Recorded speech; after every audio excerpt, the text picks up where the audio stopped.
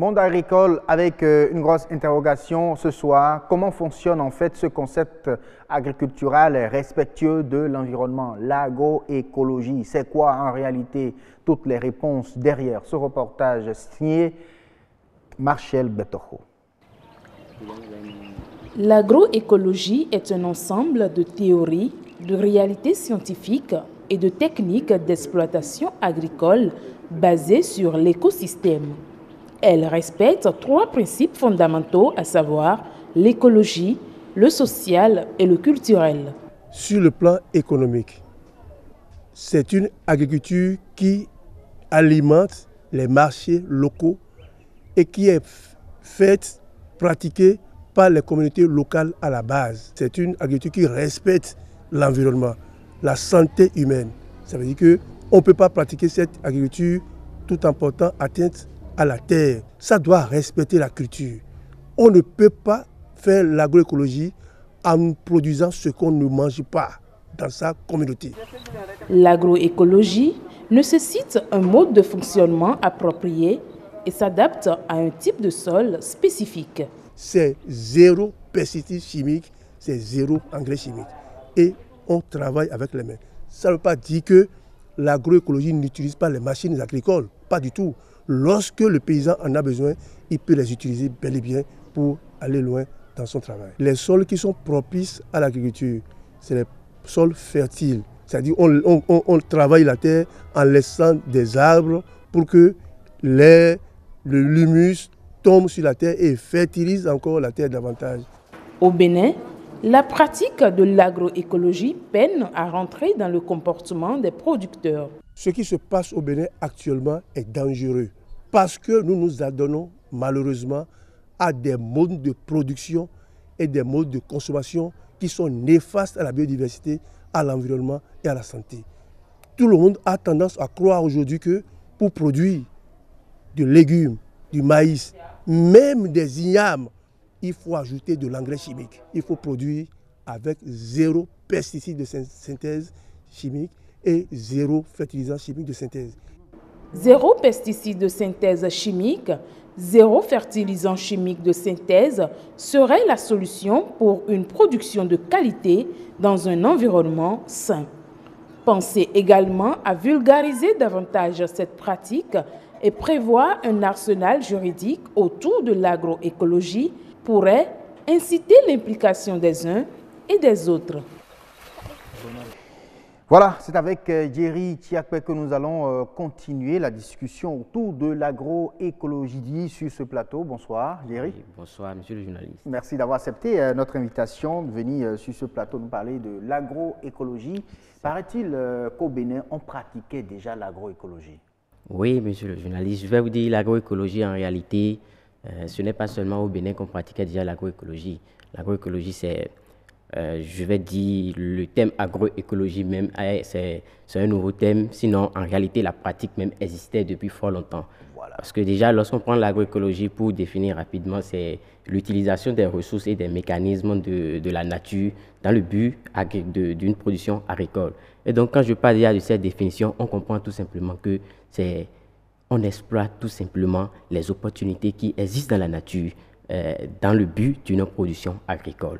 Donc, partant de là, on comprend déjà que cette forme d'agriculture a déjà existé depuis fort longtemps. Disons que c'est d'ailleurs la toute première forme d'agriculture qui existait depuis fort longtemps, jusqu'à l'avènement de la révolution industrielle qui a entraîné une forte industrialisation de l'agriculture et c'est à ça nous assistons, l'agriculture à laquelle nous assistons aujourd'hui, qu'on appelle l'agriculture conventionnelle, qui nécessite l'utilisation de tout un tas de produits phytosanitaires, la forte mécanisation, ainsi de suite.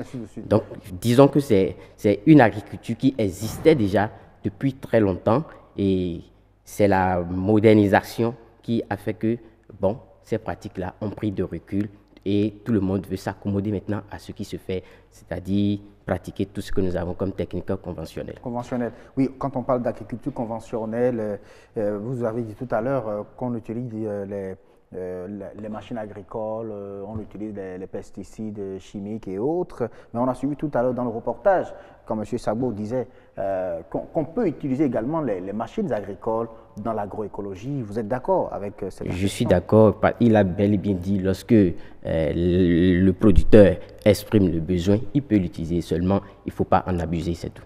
Ah oui, il ne faut pas en abuser. Donc on peut utiliser les machines agricoles. À quel état de l'agriculture? Est-ce que c'est pour labourer? Est-ce que c'est pour récolter? Je ne sais pas. Est-ce qu'on peut l'utiliser à toutes les étapes?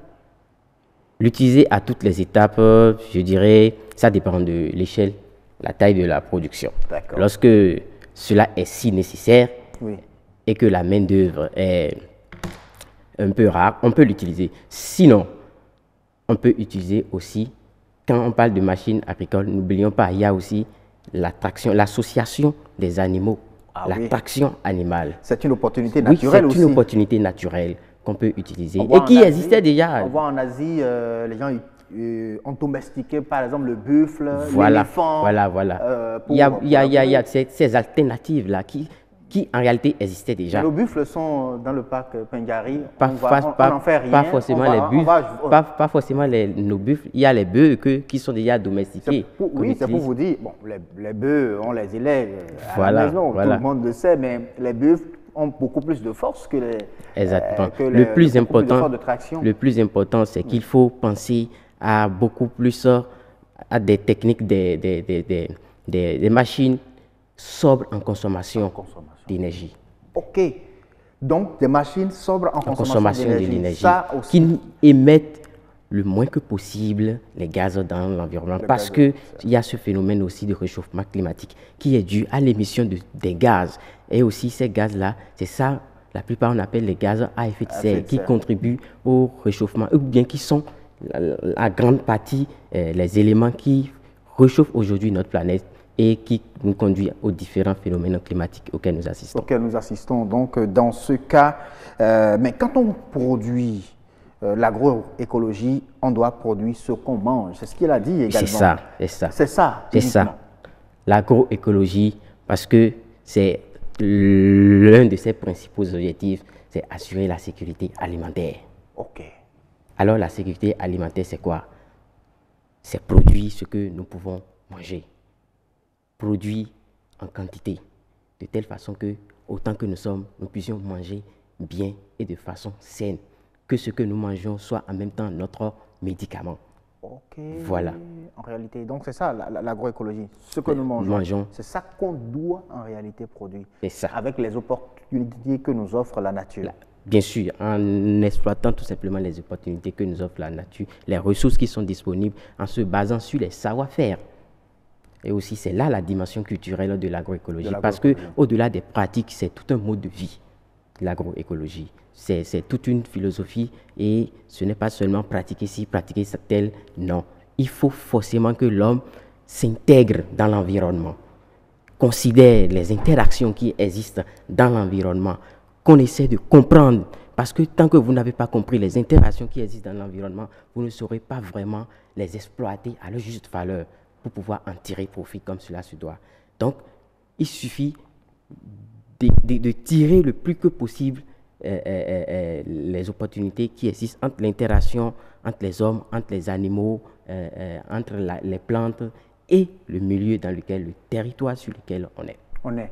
Donc, il va falloir une grande observation avant de commencer par exploiter une terre, par exemple, quand on veut pratiquer de l'agroécologie. Oui, lorsqu'on veut pratiquer de l'agroécologie, il faut vraiment prendre en compte tous les paramètres autour du territoire sur lequel on est. Parce que la façon de pratiquer l'agroécologie dans une zone A n'est forcément pas la même dans une zone B, parce que nous n'avons pas les mêmes opportunités. La nature n'a pas offert les mêmes opportunités à ces deux différentes zones. Donc, il faut bien observer. Et puis, aussi, lorsqu'on n'a pas les connaissances aussi, il faut essayer de se rapprocher des spécialistes pour leur dire, voilà, je suis dans telle zone agroécologique, comment je vais pouvoir faire pour tirer, pour dépenser le moins possible et exploiter au maximum les éléments qui sont dans mon milieu et pour que ma production soit quand même rentable. Voilà. Rentable. Alors, quand on a des produits issus de l'agroécologie aujourd'hui sur le marché, est-ce que c'est des produits prisés? Parce que c'est ça aussi le problème. Oui, c'est ça aussi le problème, parce que dans l'élément témoin, il a parlé de la commercialisation. Oui. A priori, ça ne devrait pas être prisé.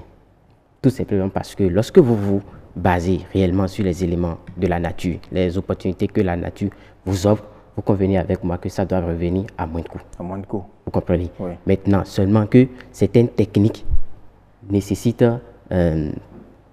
lorsque vous êtes... Aujourd'hui, ce à quoi on assiste, c'est que lorsqu'on est dans certaines localités et on veut adopter certaines pratiques telles que, je suppose, le compostage et autres là, et que le milieu n'offre réellement pas ces opportunités. Je suppose quelqu'un qui veut faire du compost et qui veut mélanger à son compost, par exemple, des fientes de volaille et autres là, alors qu'il n'a pas sur sa ferme un poulailler ou bien il ne fait pas l'élevage des oiseaux et autres là. Vous comprenez avec moi que aller chercher ces éléments-là, ça va lui revenir cher.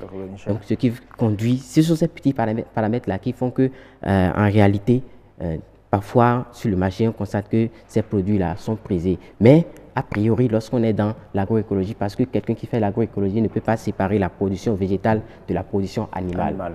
Les deux doivent forcément aller de pair. Je ne sais pas si vous comprenez. Oui. Donc, lorsqu'on est dans cette intégration sur sa ferme, je pense que, normalement, les produits ne doivent pas être prisés. Au contraire, les produits-là doivent être à moins de coût et de bonne qualité.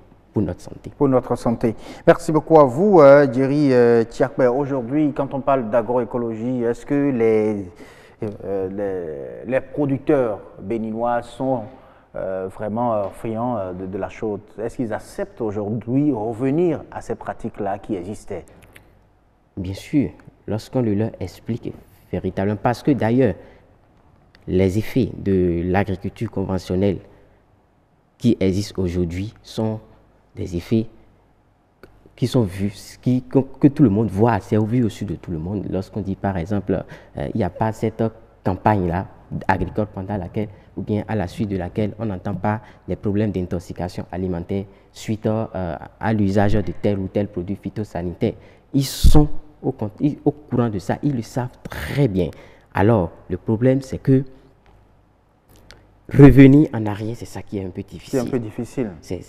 Mais quand ils comprennent, ils le savent, et avec l'appui des uns et des autres, ils vont l'adopter. Et d'ailleurs, beaucoup de personnes qui ont véritablement compris et l'adoptent déjà. L'autre aspect que je vais vous dire aussi, c'est que lorsque vous allez, parce que nous, on travaille beaucoup plus avec les producteurs à la base, lorsque vous allez sur les fermes parfois, vous allez constater que lorsque vous prenez un champ, par exemple, d'une culture quelconque, vous allez voir deux types de production. Ah, oui. Il y a ce que le producteur produit pour lui-même et il y a ce qu'il produit pour le marché. L'agroécologie pour lui? Bon, si on peut dire comme ça, il y a ce qu'il produit pour lui-même parce qu'il est conscient. Il est conscient que l'usage de tel produit, ça c'est pas aussi bon, mais parce qu'il a des contraintes économiques, parce qu'il doit écouler ses produits, il le fait. Il le fait. Voilà. Vraiment, il va falloir qu'on organise mieux notre environnement agricultural pour pouvoir permettre à ce que l'agroécologie soit répandue et que cela devienne même une obligation sur toute l'étendue du territoire national. Oui, exactement. Merci à vous. À Merci très bientôt. Beaucoup. Oui.